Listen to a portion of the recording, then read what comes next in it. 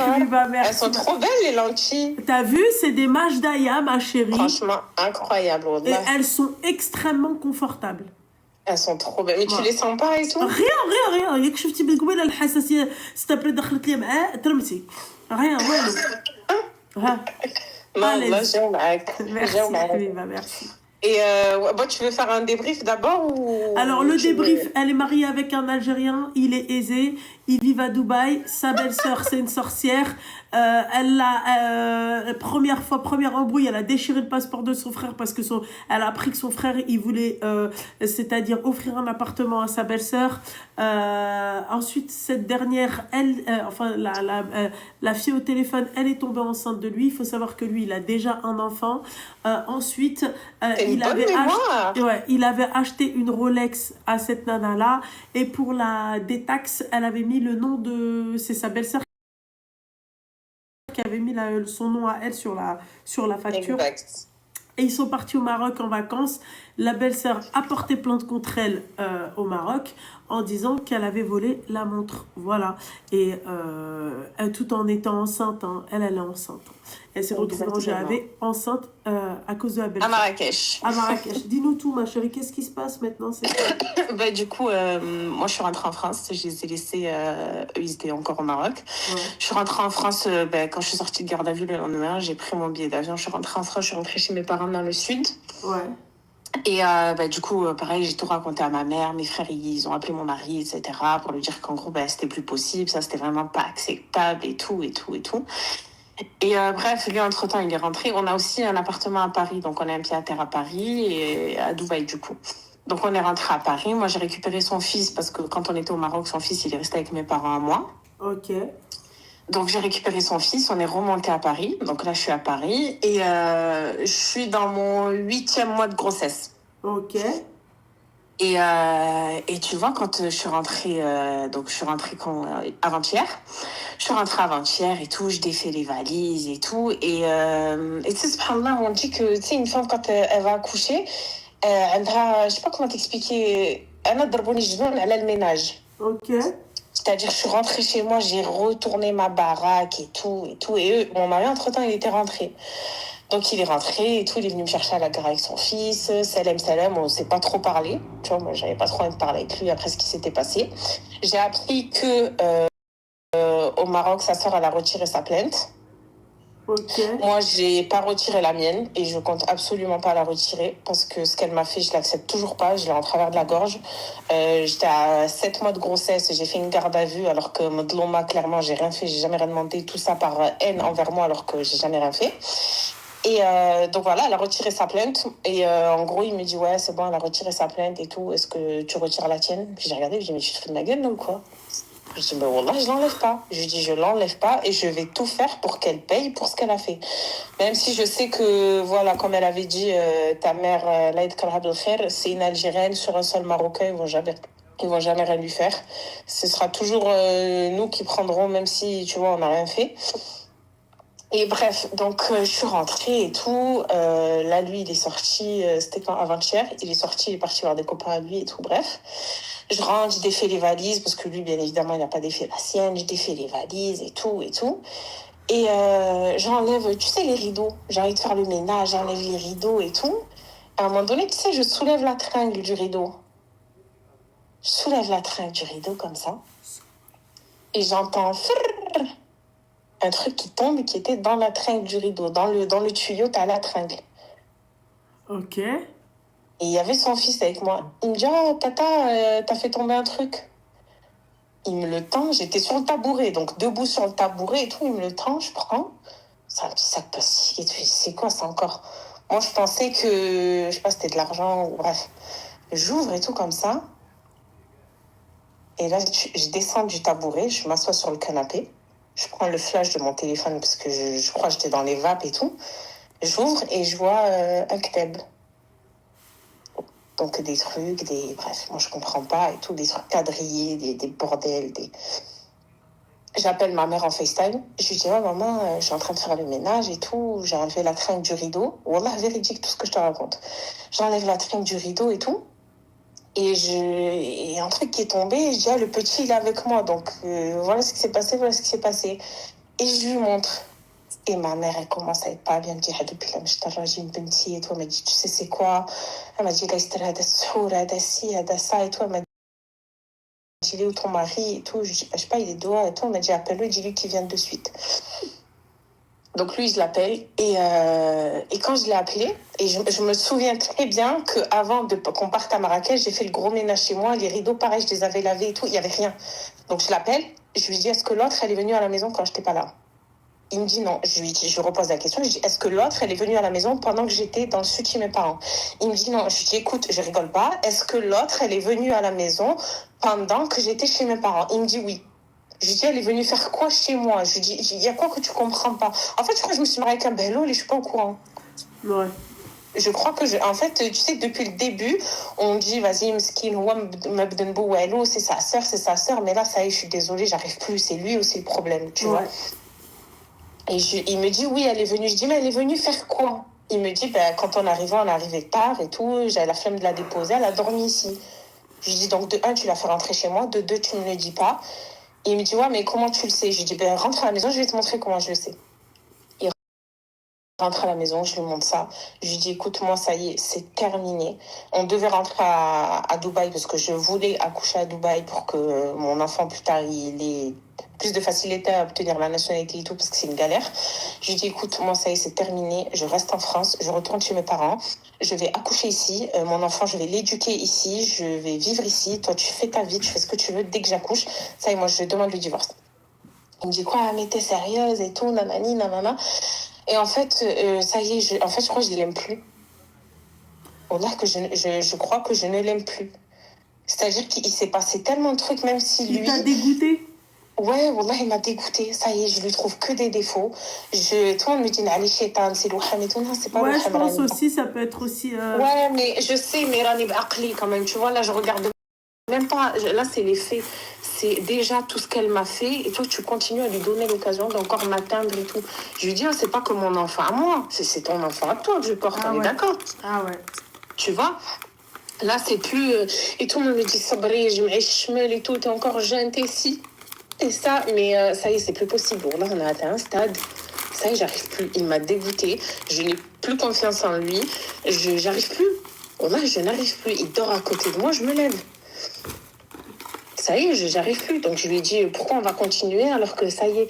Il me dit, ouais, mais moi, j'ai rien à voir dans ça. C'est ma sœur, c'est ci, c'est ça. Je lui dis, mais en fait, depuis le début, tout le monde me dit de te poser des ultimatums. Je t'en ai posé 15. C'est soit tu mets des distances et tu fais en sorte qu'elle ne m'approche plus. Toi, tu veux lui parler par lui, c'est ta soeur, j'en ai rien à foutre. Mais moi, je ne veux plus être en contact avec cette personne, ni de près, ni de loin. Tu l'as ramené avec nous au Maroc, tu me l'as pris la veille. Tu l'as fait rentrer chez moi, j'étais chez mes parents. Je lui ai dit, regarde maintenant ce que je retrouve chez moi. Je lui ai dit, oh, tu sais que je suis enceinte, psychologiquement, c'est compliqué. J'ai fait de la garde à vue. Maintenant, elle me sale. Je lui ai dit, c'est quoi la prochaine étape? Encore une fois, je dis, là, elle aime et tout, mais je sais que c'est elle. Je ne vais pas non plus, tu vois. Ouais. Et là, ça y est, j'ai dit à ma mère, je lui ai dit, écoute, moi, ça y est, dès que j'accouche, ça y est, c'est terminé. Et pour en revenir à la fille qui t'a appelé tout à l'heure, wallah, que si j'ai un conseil à donner aux filles, c'est dès qu'il y a des problèmes, que ce soit belle famille, enfant, ça, ne vous engagez pas. Même si le mec, moi, je vais te dire la vérité, hein, mon mari, hamdoulilah pour lui, très bien financièrement, il est bon délire, il est drôle, il est gentil, tout ce que tu veux, il me le fait. Tu sais que quand j'ai fait ce bachor d'Yali, on est allé avec ma mère et tout, choisir des kfatons et tout, et on a fait une petite fête, tu vois, dans le jardin chez mes parents et tout. Et ma mère, pour rigoler, elle lui a dit, tu sais, à l'époque, donc il lui achète une ceinture en or. Il est parti m'acheter une ceinture en or. J'ai tout ce que je veux, mais je ne suis pas heureuse. Quand je te dis que je ne suis pas heureuse, c'est que je vis dans les problèmes. Ça, c'est le problème de toutes les nanas là, qui m'ont contactée. Voilà, c'est des fois tu te dis Allahumma, un mec qui gagne le SMIC et on a l'hna et نجمعوا شويه منه ربك يعطيك البركه وتي bien et t'as pas de problème. والله العظيم je te jure Lubna que خنز الدنيا والله on a de l'argent à plus qu'on savoir en faire. Mais t'es pas heureuse. C'est-à-dire que je fais des crises d'angoisse, je fais des crises d'anxiété. Il y en a une, elle t'a dit, ma chérie, tu lui donnes raison, son sahur a bien marché. Elle t'a dit, va faire une ruqya. Ouais, mais c'est prévu. Mais tout le monde me dit ne lui donne pas raison. Ana Allah man farqou غير بالضاد comme ça. Ouais, elle a Zkara, je un reste avec adabia. lui. Un Je adabia. sais. Je reste, moi, j'ai du Je sais cardio que toi pour ça. aussi, ouais, je sais, Ah toi ouais. aussi, tu me l'as dit. Mais moi, Loubna, j'ai 24 ans. Ouais, t'es jeune en plus de ça. Je suis jeune, j'ai pas la patience pour tout ça. Moi, quand je me suis mariée avec lui, je me suis pas mariée avec lui pour son argent parce que mon père, il gagne 2 fois ce que lui, il gagne. Alhamdoulilah, kabrat fil khair. Je suis pas une khaloua de tout ça, je m'en fous. Ouais. Tu vois, moi, mon père, le premier, m'a dit, Binti, si tout ça, t'es pas capable psychologiquement, il m'a dit, moi, ta santé avant tout. Il m'a dit, avec le bébé, il m'a dit, il m'a dit, t'inquiète pas, il va jamais manquer de rien. Donc, il m'a dit, la vérité, Binti, tu vois? Donc, moi, à partir du moment où dans ma tête, j'ai le soutien de mes parents, j'ai le soutien de mes frères. Et en fait, d'un côté, ça y est, j'arrive plus. Mais d'un autre côté, je vais pas te mentir, Loubna, je l'aime. Tu sais, t'as le Wolf, c'est le premier homme que j'ai connu dans ma vie. Il y a tout qui s'est fait rapidement. On s'est marié. Je me suis retrouvée dans un autre pays à l'autre bout du monde que moi et lui. Donc, c'est la seule personne sur qui j'ai pu compter. Tu vois, c'est tout. Mais d'un autre côté, quand tu pèses le pour et le contre, tu dis, ok, j'ai une bonne vie, je passe des bonnes vacances, je vis dans une belle maison, on a tout. J'ai les meilleures voitures, j'ai les meilleurs sacs, j'ai les meilleures montres, j'ai les meilleurs bijoux, tout. Mais si je pleure tous les soirs, ça sert à quoi? Tu vois? Donc moi, c'est pour ça. Je sais que je suis jeune, je suis encore une gamine aux yeux de peut-être les gens qui écoutent le live et tout. Mais voilà, si j'ai un conseil à vous donner, si dès le début, il y a des problèmes, la belle famille, les enfants, l'ex-femme, tout, voilà, c'est mieux de ne pas s'engager. Et ça sert à rien. Voilà, c'est que les problèmes. Même si toi et lui, et que tout va bien entre vous, tu vivras toujours. C'est vrai que c'est dommage parce que... Mais bien sûr que c'est dommage, mais j'arrête pas de lui dire. Oh, je pleure devant lui et je lui dis, mais tu te rends pas compte, on a tout pour être heureux et on l'est pas. Ouais. Il me dit, oui, mais dis-moi ce que tu veux, je te le fais. Je lui dis, mais il n'y a rien à faire, je te demande pas de m'acheter un truc ou de me ramener en voyage. Je lui dis, là, je te parle de ma vie à moi. Je te parle pas d'un moment lui, éphémère d'aller en vacances. Donc forcément, il va te dire, oui, demande-moi tout ce que tu veux, machin. Ouais, mais j'ai rien à lui. Tu veux que je lui demande quoi? Ouais. J'ai rien à lui demander, je veux juste l'hna.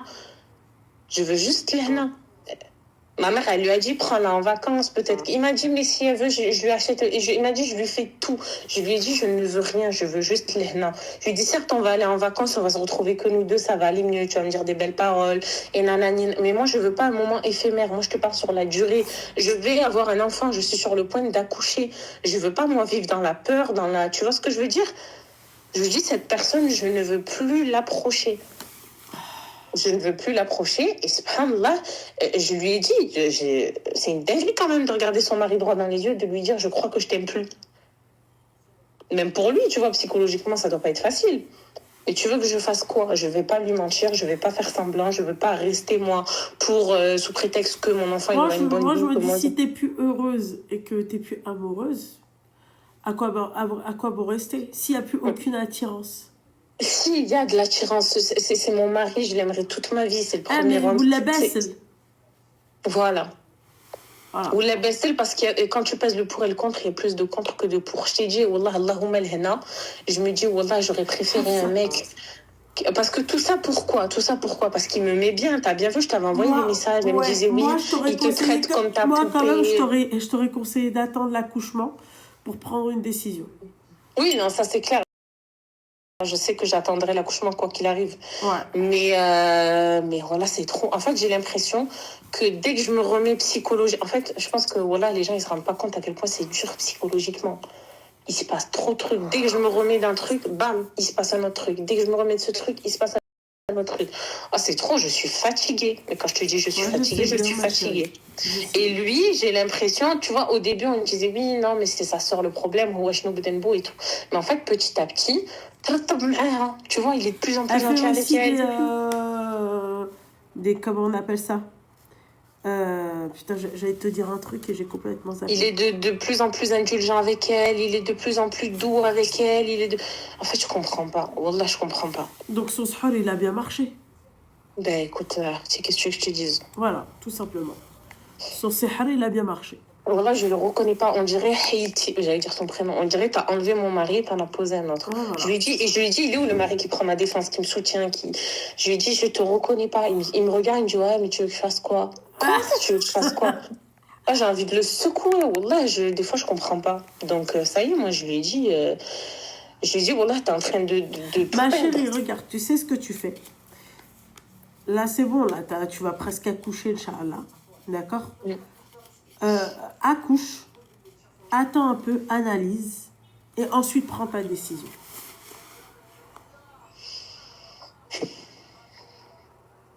Ouais. Voilà. Ok? Ok. Voilà, tout simplement.